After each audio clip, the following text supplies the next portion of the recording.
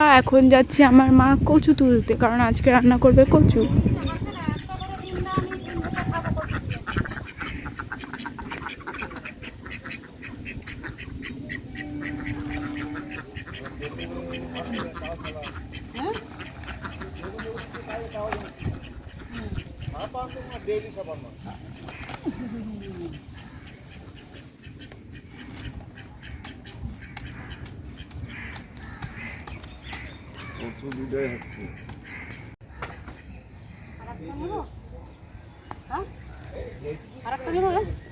নাও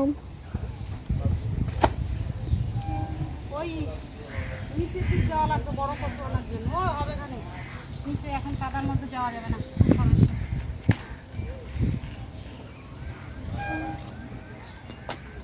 কমলি শাক তোলা যায়, তোলা মতো হয়ে গেছে। চলো আজকে কচুর শাক হবে।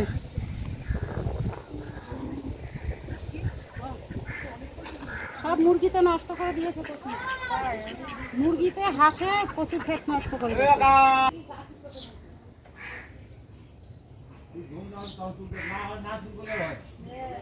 কোথায় যাচ্ছিস? কাজে? কি নিবি?